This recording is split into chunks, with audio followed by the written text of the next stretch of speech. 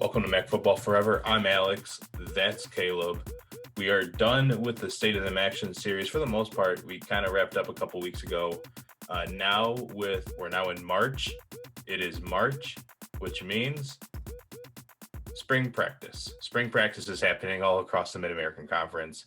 And we kind of, since we already kind of talked about where, each individual program's at, now we're going to say we think one's better than the other. And this one's better than the other 11 because we're going to do a whole list of 12 power rankings. Kaleb, you love power rankings, right? No, you don't. I mean, for the sake of an episode, I love power rankings guy. It depends what we're ranking, though, right? Like, it always depends, like, what mood I'm in, what are they ranking, and can I trust these people? I'm like ranking episodes of BoJack Horseman. Yeah, BoJack Horseman's actually a good one for that.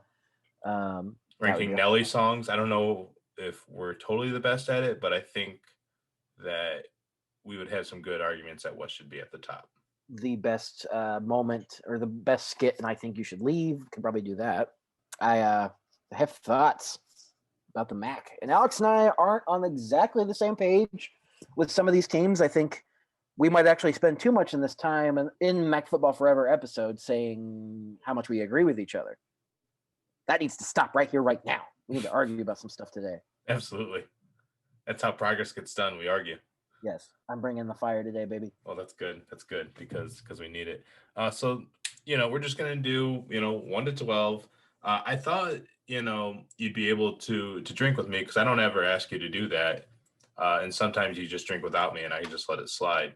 And I thought, I'll be proactive and say, Kaleb, let's crack a beer together. And you said no. So I'm going to drink without you. And we're going to, you got some Wendy's. Is that a Sprite?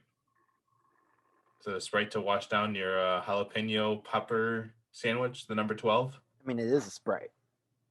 So. Oh, there's a cat. Like that he just popped this silly little head. I thought we were going to be able to do a drinking game today, but alas, we're not going to because we're going to do, a back and forth of, I don't know how I have it started. I think we have your number 1, then my number 2, and then back and forth, go on to get all the way to number 12. And I thought we were going to be able to have a drink after each one that we say. That way, by the time we get to Akron and Bowling Green, things would be a little bit more tolerable. So I'm going to enjoy this without you. Ooh, was that Coke? Yep. Burn the midnight oil on Sprite and Coke. Speaking of free advertising, this is pretty yummy. Unicorn stuff. Took a pregame sip. Let's get into these MAC power rankings. Kaleb, who is the number 1 team in the MAC, says you? Well, I don't think we're going to argue much about this. It's really would be hard. Some years you could say, yeah, the defending champion is not the favorite because who they lost. Ball State really hardly loses anybody. Thanks to 2020. Yeah, and this, it's not like I'm sure they wouldn't take this year back. Or they wouldn't be like, I wish this year it never happened. I don't know. Like they took advantage of weird circumstances, and now are going to get the chance to run it back and try and win it again. And I've already made this argument that I don't necessarily think that Ball State's that much more talented than any other team. But in terms of bringing back their top quality guys, the guys who they've built around for the last 3-4 years, even guys that started as freshmen, as Alex has kind of gone into before in these episodes, like they're all things considered, they're stacked. Like they just have all of these important guys coming back. They have the most talented guys from that team, aside from Antonio Phillips, like I said, coming back. So they really do need to be your number 1, unless you think there's a couple other teams that we can mention that unless you think you're absolutely certain they're bringing a different element to the table that they didn't possess this year. So unless there's that magic element, Ball State's your number 1 team. Yeah, and I agree with you. They're my number 1 team too in my rankings. They definitely have to play up to that number 1 role again. They have to play up to the level they did before. But I think it's even without you said Antonio Phillips, and there's also Caleb Huntley and Antoine Davis. Even without those guys, they can still get there. And yeah, like I'm excited for Ball State and to watch them in 2021 to have unlike your spring season coming up, a full season. Yeah, and they'll have. I mean, it's another off season of like there'll probably be a lot of changes too in the MAC coming after the next few weeks because guys are going to transfer. More spots are going to open up on rosters. More guys are going to leave now that they've had a chance to see where they stand in the pecking order. Teams have had a chance to do actual like several months of off season lifting and workouts and stuff. We've seen the videos of guys getting hyped in the weight room and getting back to that type of order and natural order or whatever of football culture. And so, yeah, I mean, I still feel like we're set to see a lot more changes in the MAC that we aren't really like. I don't know that I can point towards one, but we'll still see enough changes in the coming weeks that will be a lot easier to talk about come like mid-April, late April, probably. Moving on, my number 2 on this list, and this is exactly where we start to differ on some things. My number 2 is Western Michigan. I think Western, they went 4-2 last year. They blew out Akron. They beat Toledo by 1 score. They beat Central by 1 score. They beat NIU, even though NIU kind of rallied back kind of late. They still won by 3. They lost to Eastern when they probably shouldn't have. And then they lost to Ball State. That said, I still think Western brings a lot of good to the table. They've, of course, they've beaten Toledo. They still have to, I think that Western's good enough to clean up their act to beat Ball State and Eastern again. Probably not, actually, Eastern, be more truthful. But I like what Western brings to the table, even with their departures of Jalen Moore and D. Eskridge on offense. They bring back a lot of the most important pieces along the defensive line, really, most specifically. They do lose Trey Hayward, but they have, good pieces in the secondary, Bryson Garner, AJ Thomas. They have some good pieces there. And Kaleb Eleby was a really awesome quarterback. Let's not understate that they're returning one of the best and most talented quarterbacks who has not even seen his peak yet. And he's throwing to guys and handing the ball off to guys on both his left and right that are insanely talented.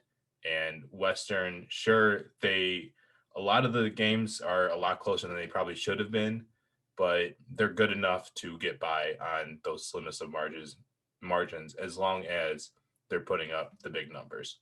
Obviously, that proved to be a little bit untrue with Eastern, but that's not a game that I don't think Western can fix.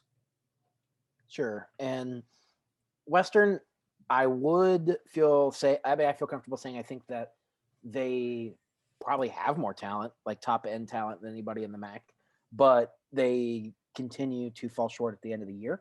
Mm-hmm. And Ball State we have them in front of Western for a reason, but at the same time, I also have Buffalo.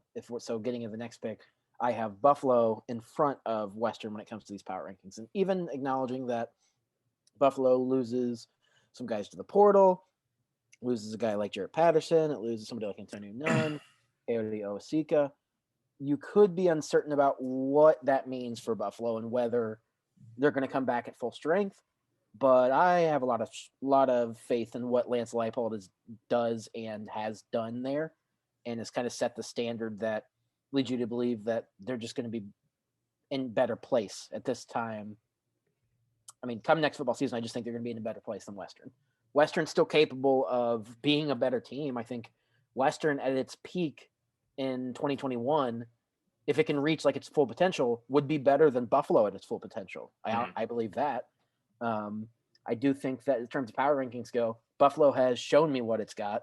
It's not, and Western sometimes just doesn't show you what it's capable of. And so for that reason, it's for me, it's the Bulls at number 2.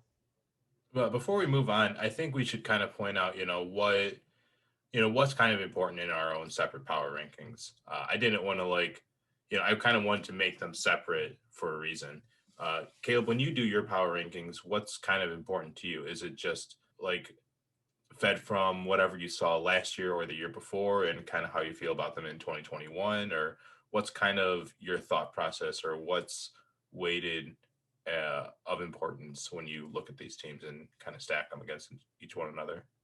It's a double-edged sword, isn't it? Because I do feel that you have to have concrete evidence of where a team is. that informs like what you think they're capable of in the future. Mhm. As we get lower in the power rankings, you'll see that I flipped a few teams that don't have the recent success that I do think, because of history, they will be headed in the right direction.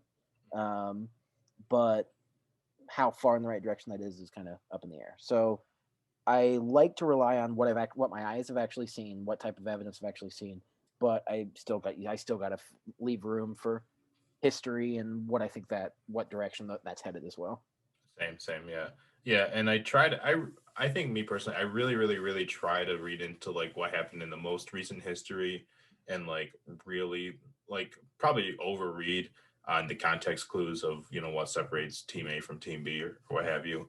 And one bad habit I used to do in power rankings that I don't want to do anymore is I used to kind of project what I think newcomer players that are just coming into their spring practices for the first time suiting up for whatever MAC team. I kind of just projected how I felt. Who is one? I'm blanking on like one specific. Robbie Rhodes. Remember that name? He was a receiver from Texas, and he transferred from Baylor to Bowling Green during the Dino Babers era. I think like his first year or second year there, Okay. and he never saw the field. But he was like the number like 2 receiver in Texas out of high school. Okay. Talking to somebody else recently from the Central Michigan crowd, they also had like a 4-star defensive lineman who'd just never seen the field. Irving And, Bay. yeah, I think that was it. And it was back in the transfer portal trying to find his next spot, and it's just, yeah, it is kind of hard to rely on guys that haven't proven it on the field to have any type of faith that they're going to do it, and then put that stock into where you think the program's going to be. Yeah, it's a lot easier for us to like not rely or like not like feel like we have to go to that well a little bit in our rankings because this is a special year where more players than ever are allowed to return back to school when they otherwise would not have been able to. Yeah. And so that kind of makes things easier for us this year.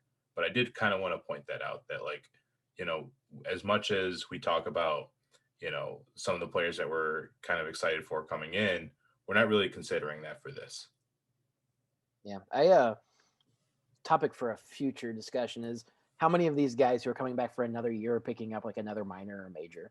Because I'd love to hear a guy who's like, I got really into like engineering classes. I didn't major in it, but like I took only engineering classes when I came back for that 5th year. It's like, so you're a nerd. Awesome. But because I love to think about how they made a big deal about Matt Leinart taking ballroom dancing classes when he came back to USC for his 5th year. And Yeah, footwork. oh, for sure. And that'd be a question for Ross Bowers the next chance you get. Ross, you've been in college since 2016.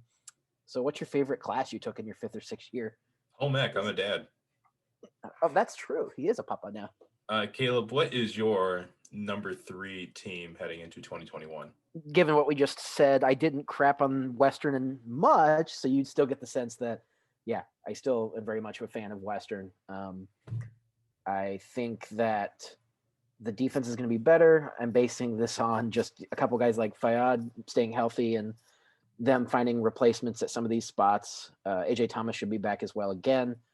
Hopefully they figure something out defensively and it works out, and they should be in prime position once more to clinch the berth in the West. It's just a matter of execution and not having slip ups. So easier said than done when you lost to Eastern last year. But I mean, it's just as easy to take pot shots at Tim Lester, coach program sometimes, because when the expectation is excellence and they have so much talent, they should be in the MAC championship, and then to just keep not making it there, I don't know. It's the Toledo debacle. I don't know.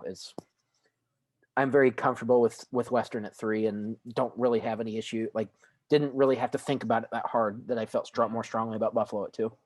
Yeah, the one thing I do when I stack my teams, like I always like when I'm done, I always want to feel comfortable that 1 will beat 2 in my mind if they play today, 2 will beat 3, 3 will beat 4, so on and so forth. So now my number 3 is Toledo.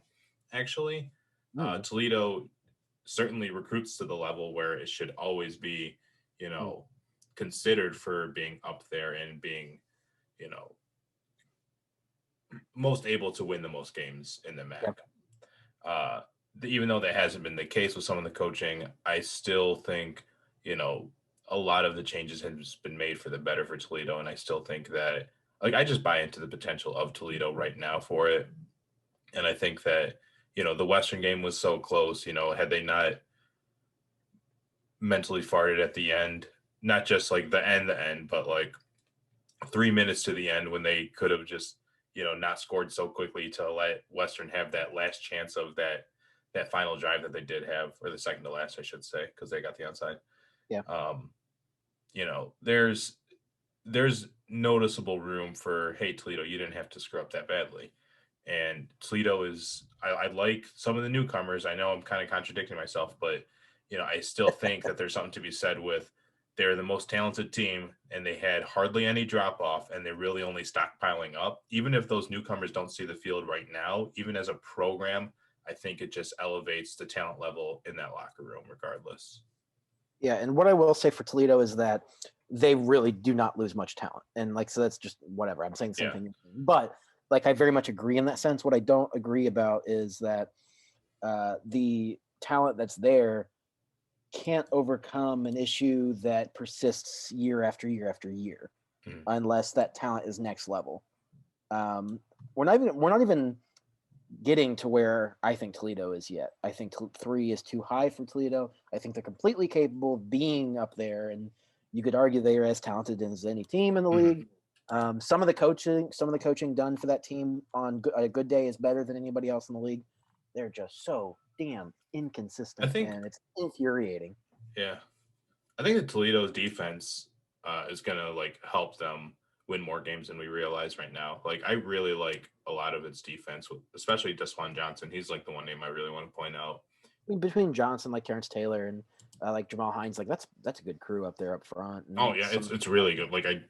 It used to be one sort of standout dude every once, every year or so with Toledo. Now it's the whole D line's really good. Yeah, and Womack was better. Warnock. What do I always think? Womack. He was better last year. He saw a market improvement. I saw a lot of notes about him on Twitter about his improved play and other guys in the secondary and linebackers that are experienced. So all the reason to think they could be better. But again, I need to see it. And maybe they'll finally make me eat my words, but I wouldn't bet on them doing it 2 years in a row because that's just where they're at. So getting to where I'm at with number 4, we're going to continue to have differences here. I'm with Kent State because, one, I really like what Kent State has coming back. I do not think, obviously, for obvious reasons, that Kent State has what Toledo has defensively, but I think the consistency of Kent State's offense is enough to keep winning shootouts this year. And I don't think you will see another game like what Kent State had against Eastern last year, where they kind of just were piddling around for a while. With the coaching staff pretty much back in place, Dustin Crum, Isaiah McCoy may be gone, but he's going to have no shortage of options. And they were developing young talent this last year. I think there's all a reason to be excited about Kent State possibly rising to the East top and getting that title berth. I think their offense is very capable of making you forget that their defense is not capable of being any better than average.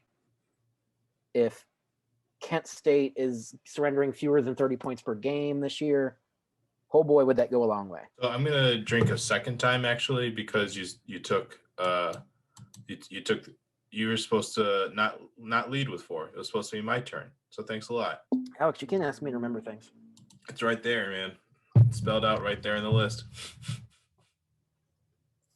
Alex, why do you disagree? Why are you arguing with me?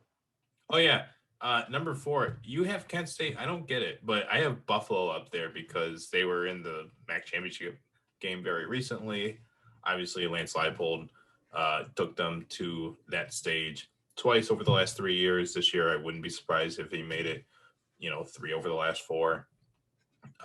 And I do have questions though of what does a Jarrett Patterson-less offense look like? And I know what your immediate answer is. It's the exact same. but it's not really, because you are losing someone that probably should have been a Heisman finalist. And you don't just replace that, even with all the confidence in the world in Kevin Marks that we do have. It's not as easy as that, because something that Jarrett Patterson had that Kevin Marks doesn't is that Jarrett Patterson has Kevin Marks behind him. We don't really know for sure who's behind Kevin Marks like that. And we don't even know for sure if Kevin Marks can peel off for that same sort of production over the full season, with a full season of handoffs, if he'll have the same sort of production that Buffalo is used to having over the past couple of years, and being one of the best, not just rushing attacks, but offenses in the country. And so I just do have some questions of, and not just that, but they have to replace their wide receiver one in Antonio Nunn. They have to replace, a couple of linemen here and there. Sure, they've done it year in and year out, but it's still a hard job for Lance Leipold to, recruit guys into and develop guys. So I do always have big questions of hey, can you really replace these guys? Because they were really, really good. I will add. So let me add to this that I think having Toledo in front of Buffalo is ass. I think that's ass, because what has Toledo proven to you in the last couple of years? It recruits. Cool, right? And it can put up some points, and it's got some really good offensive pieces. And I mean, it took Western to the wire. You know what Toledo's like a high-scoring wire. You know what Toledo's good at? Toledo's good at getting you excited about how good they could be. They never get you excited for how good they are 3 weeks in a row. Mm-hmm. Because the second they've played 2 weeks, 2 good games in a row, maybe 3, they turn around and they score 9 points against somebody they should beat by 25. Yeah, sure. But my thing right now, okay, I would think that if Toledo and Buffalo play each other right now, I think Toledo has a better chance of beating Buffalo. I don't. And we don't have anything to prove that off of right now. Because they didn't play in 2020. I think Leipold and his staff is the difference. They've coached up that offensive line to be so damn well, or so damn good, that I don't think there's any way Toledo keeps them under 30-something points or so, even if they don't have Patterson. You're still not asking Van Treese to do much. The one thing I wonder about with Buffalo more than anything is do they have anybody to stretch the dang field, or to do exactly anything in the wide receiver department? But they'll just find a guy, Will they? They'll just find a guy. Dude, Nunn was basically nobody 2 years ago, right? I mean, he was always being referred to in that offense and over the last 3 years, really. I mean, he was kind of what was his role in 2018? Because I know he wasn't he obviously wasn't the one or the two, but I think he was in the mix for the 3 and 4. They're top, because I wouldn't say nobody. Johnson was so good in 2018. Oh my god! I want to say he had some catches in 2017 too. You should give me shit, because Buffalo's defense is incredibly good more than anything. Well, of course they are. Do I need to get to that part? Buffalo's defense, like I already said, I still think Buffalo would put up 30 points on almost anybody in the conference again, even without Patterson.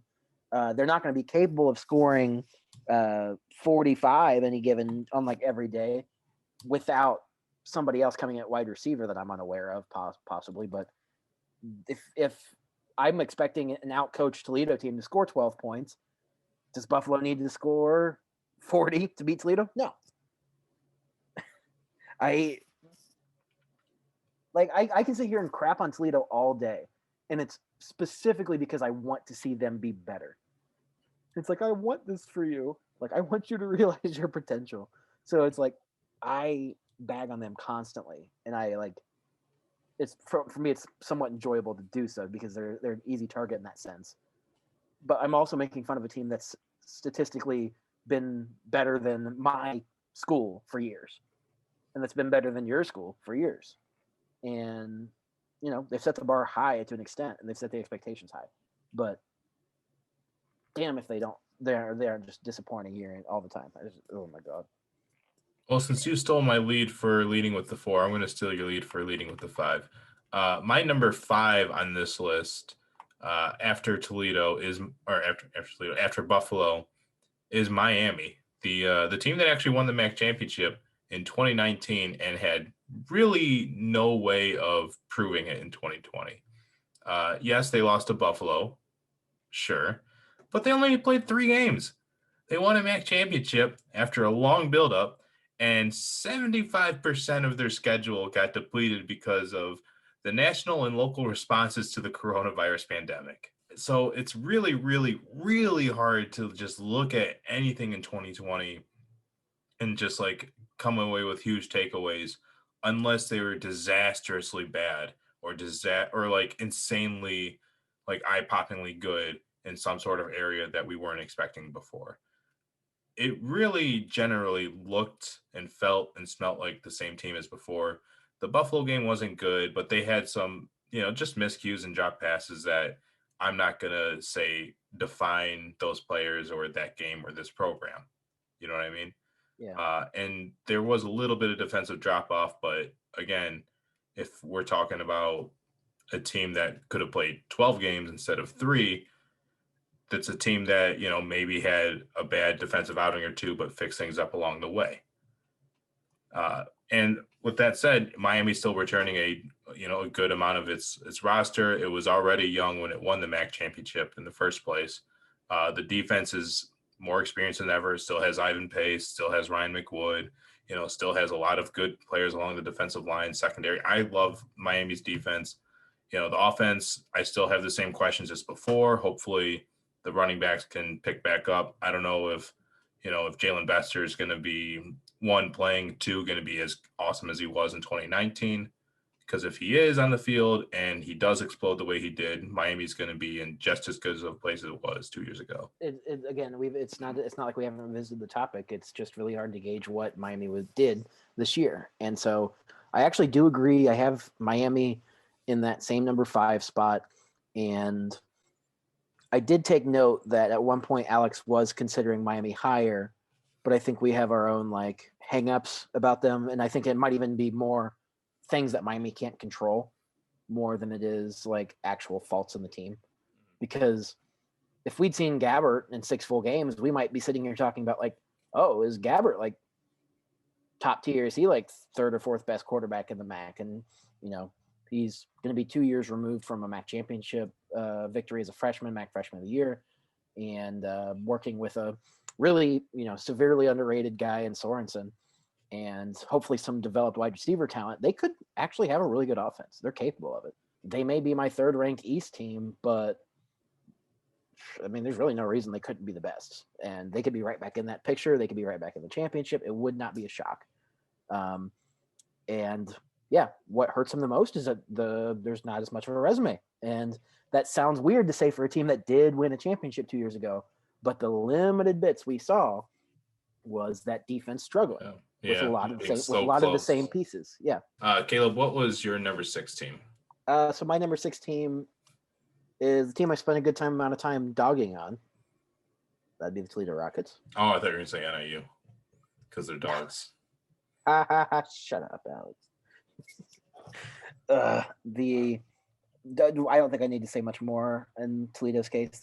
They're obviously capable of being a top 3 team in the MAC. There's nothing wrong with expecting them to be if you've got good reasoning for it, but still feels like you might be ignoring what we see from them year in, year out.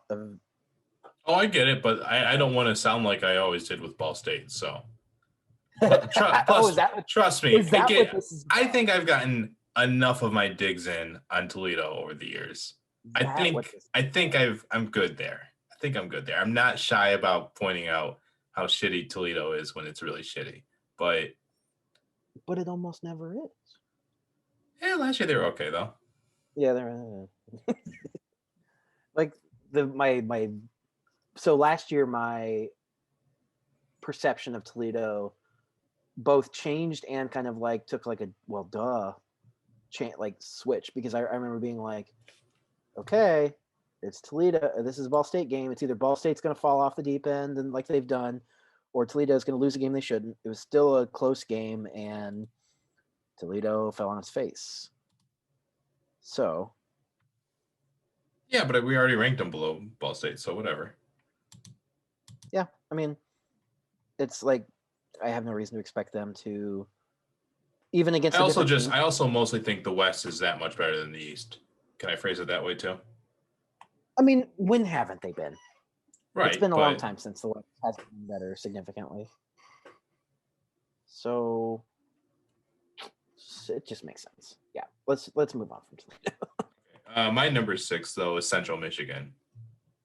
Central, as much as it pains me, is very good on defense. It's just really good. I really like a lot of the playmakers on that side of the ball. And we both like a lot of the playmakers outside of the quarterback position on that offense. It's the quarterback position that needs a lot of fixing. I don't know if Daniel Richardson or Jake Sermon is going to be the guy. I don't really care. But I like a lot of the pieces outside of the quarterback room. And as soon as that gets shored up just a little bit more, they're going to be really, really good. But until then, it's the defense that's going to, keep them in games and keep them winning games too. Really. But Kaleb, you have Central pretty much right there. You have them right there. Your number 7 spots. Why don't you just go from there? Why do you have Central at 7 underneath Toledo? And so with Toledo, I think that coming back, I would expect them to win more games.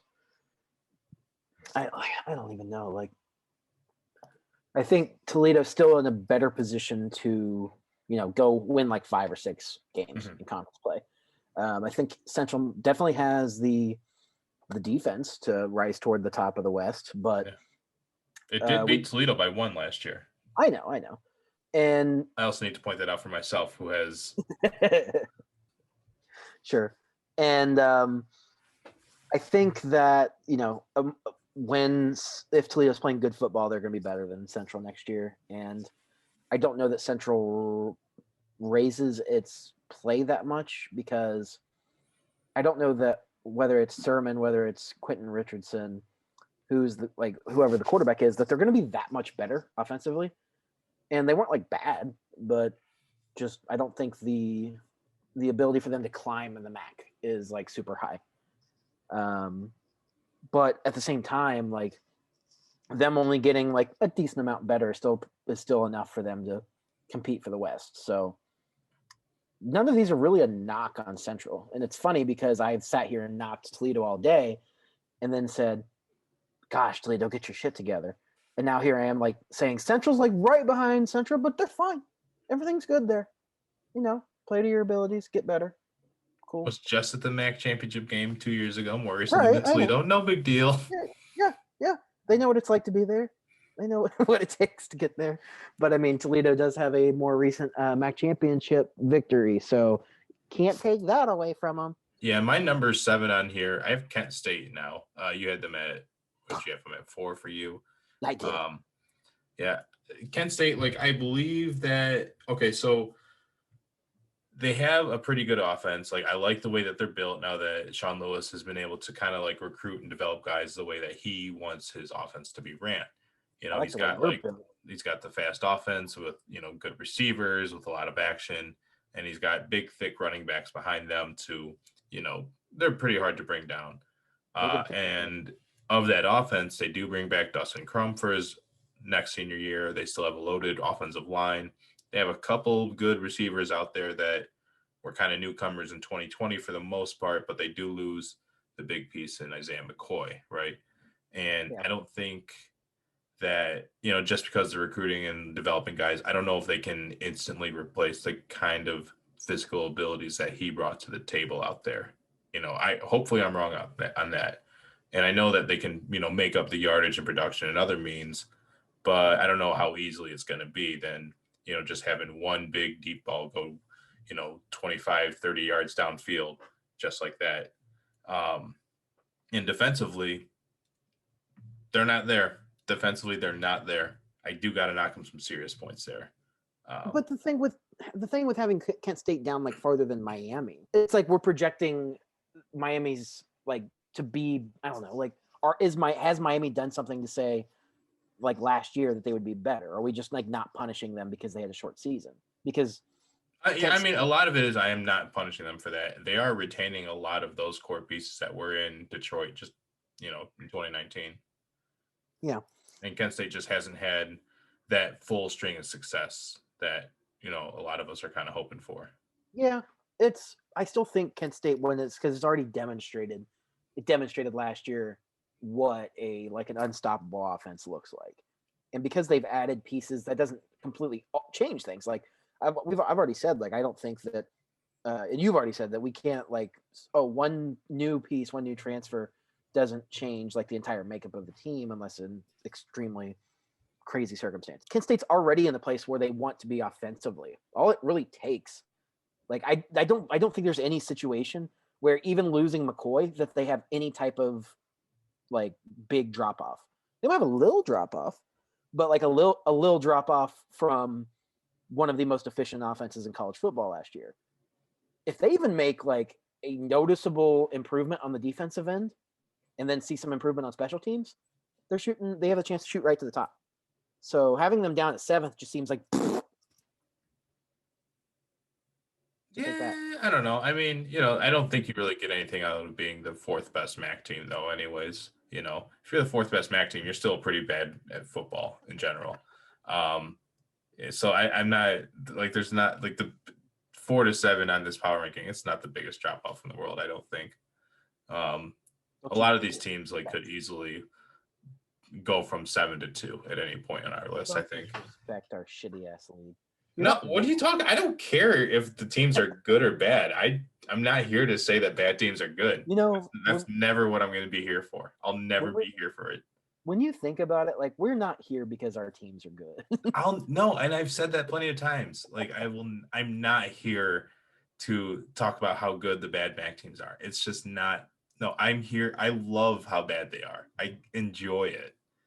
And I don't want to dog on them for it. I just like to point out reasons why they are good and why they're not bad, or why they are bad, and kind of look at some fixable solutions here and there if they are available.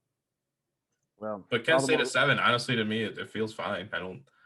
They haven't proven enough to get there. They haven't proven enough to make the huge step up in my eyes. I like the shiny offense, but the defense is so bad. And if I'm not going to project any noticeable improvements on defense or on special teams, that haven't been there yet. They had a very pretty good offense, and they're losing a couple important pieces there. Okay, but we're having other teams leapfrog a team that's actually demonstrated the ability to win and basically only loses the one piece. Everybody's losing a freaking piece, man. It's losing a couple pieces. Let's move on to the bottom of this list so we can get through the and I say, but my the next team coming up is whatever. But where are we at here, Alex? I'm at 8. Do I start out 8? Yeah, I do start 8. Do we agree that Ohio's at 8? I mean, we both do have that. That is a thing we have. Yeah, Ohio seems. There. Man, I don't. They're there. I feel like if I talk about Ohio, man, I don't want to feel like I'm dogging on them, but they just feel like a really generic team right now. Oh my God, yes. It's just so kind of generic. There's not a true identity at the quarterback position, because we know we're going to get both of them coming back. DeMontre Tuggle's good, and he fills in a couple roles on offense, special teams. Phenomenal, thank you very much. But man, it's just so fine. Other way, it's just fine everywhere else, I guess. Yeah, that's just kind of how that's my pulse check on Ohio. They're so reliable. Let's get 7.5 wins. Bet the over, baby. 7.5. I'm pushing. Okay, fair enough. So let's see. Now we get down to 9 and 10. It's just kind of Yeah. Okay. So 9 and 10. You have NIU 9. I have Eastern 9. And we reverse on 10. I have Eastern at 9. You have. Anyways, why do we disagree? Why do you like NIU, the team that went over last year, over the team that has a head coach that's been at his position twice as long and is probably still going to be there at the end of this next year, and Thomas Hammock, a little bit on the hot seat? I think that NIU's younger talent, top end younger talent, has the chance to propel them higher in this league. Right. And I think that the potential excites me to the point of saying like I think I'm very confident they will win like a not insignificant number more of games, but that's also easier to say when you did not win games the year before. Right. I do not think that EMU will be in a position to even be as good as they were just a few years ago, which was, winning 7 or 8 games. And because I feel like almost every team in the MAC is capable of the more I look at it, I guess the more I look at it, I think every of the teams in the MAC that could win 8 games or so, I don't think of EMU as one of those teams. And while I don't think of NIU as one of those teams, I could see NIU winning like 5 or 6. EMU, I think they could beat some good teams, but I think most weeks they're just going to lose by a touchdown or so and play competitive football because that's what they do better than anything else. They play competitively. Play a respectable brand of tough, hard-nosed football and just still lose. But it doesn't mean that they couldn't figure something out with a new quarterback in place, a better run game, and more experience on that defense, which there was a lot of young, really talented defenders on that Eastern Michigan team last year. So yeah, but I have more thoughts about Eastern than I thought. Sure, but even if you still think that Eastern's going to lose more games than NIU, like Eastern's proven that in the losses that they're going to be closer than what NIU loses by. And also Eastern has just won more games than NIU. Like Eastern has beaten NIU. NIU almost beat Western. Eastern actually did beat Western twice in a row. Home and away. Yeah. I think and there is it's just all projection for NIU. It's only projection for NIU. It is. If Thomas Hammock keeps his job, it's only because of projection. That I don't know what you mean by that last thing you said. I don't see a winning season coming out of NIU. And I don't either. The NIU trust, that lets him keep his position and not fire him. If they don't want to fire him after next year, it's because we like the projection of this team moving forward under you, not because you've actually proven that you're going to be a good coach and you're going to have winning seasons moving forward. It's because we project that you're not going to, that this is probably the last losing season you'll have. But I don't see them having a reasonable way to have immediate success in 2021 in the same ways that I feel like Eastern's a lot closer. I don't know, because I really don't see a way. I don't see Eastern any better than my mind's playing tricks on itself. I don't see Eastern any better than 5 wins this year, because I don't think they'll get to 5 wins. But we all know Chris Creighton can turn dust into gold, so it's I don't see what's there that will make them good other than a few young defenders. But that's also how I feel about NIU. I think that the top end talent that NIU has gives them the ability to project a little bit higher. But again, they haven't proved it. So yeah, I mean, in this case, most of my ranking here is just based on projection of where I think they'll be and not what they've actually proven. And at the bottom, to finish this up, we both have Akron at 11, a beer burp after that, and Bowling Green 13th. I feel like that's probably the best way to stack those 3, right? Akron, beer burp, Bowling Green. Some of the offensive plays that Bowling Green ran last year were the equivalent of beer burps. That's what those were. Those were offensive plays. Yeah, and then some of the guys who made it not seem like beer burps left. So how do you build a roster if your talented young guys leave? And then what did I tell you before we recorded? I was looking at the transfer portal. They have 6 guys that started on offense or defense in there. Bowling Green does. And of those 6 starters, 4 of them are at other FBS schools. So far, not one of them has dipped so low as to go to the FCS or D2. Pretty remarkable. Akron, and if we have to pick the one thing that separated those two, it's 35-3 ass whooping? 31-3, I think, yeah. Yeah, 30 beat them in special 3. teams, beat them on offense, beat them on defense, beat them in every facet of the game. Took their, just smack. Yeah, not a game that anyone should be watching anyways. So that's probably a good thing out of COVID. But other than that, I mean, Bowling Green, you earned that 13th spot. How are we feeling? How are we feeling about this list, Alex? A little drunk. You bullied me a little too much on Toledo, but I get it, and I understand. I knew what I was doing at that, but I wanted to feel most safe. Like again, I don't want to I don't want to do too far ahead of projection, but I think that if they met today, I would put my money on Toledo being Buffalo, and that's all. And that's just a difference of opinion. Yeah, and I'm going to sit here. I'm going to be like, my takeaway from Alex's arguments for some of this stuff was, I just don't see a difference between like the third best team and the seventh best MAC team. It's like they don't really matter. On the whole, like if we're like looking at only MAC teams, sure, it matters a little bit. But if we're looking at college football, no, you get nothing out of being the seventh best MAC team. No, you still suck. So it's like it doesn't really matter. Also, if you met me on the street, I'd say it's still a D1 team. They're still good. Alex, defend your rationale. Now go. Is there anything else that you have any like final thoughts on before we put a cap on this discussion?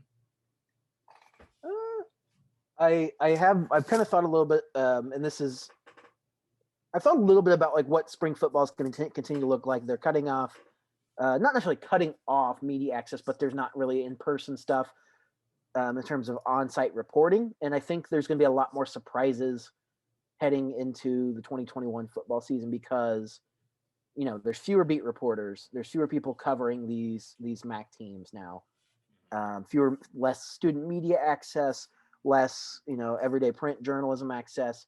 Some guys are gonna sneak up on us, and so I think between now and August, like we could spend some time kind of exploring who those guys might be. That might be a topic for a rainy day, but that's something I've kind of entertained in the last like couple of days as I hear about guys getting back into the weight room and preparing for spring practice and stuff, and all that is just who's going to surprise us because nobody had access to anything about these teams, and who are these coaches trying to keep secret from us? So that's kind of where that's kind of where my brain's at the last couple of days in terms of MACtion. Well, that said, we're gonna put an end on this episode. I'm Alex Alvarado. That's Kaleb. Follow us on the Twitters. Subscribe to us on the YouTubes. Like this video specifically, and pick a random one from our archives and like that too. All right, thank you. Bye.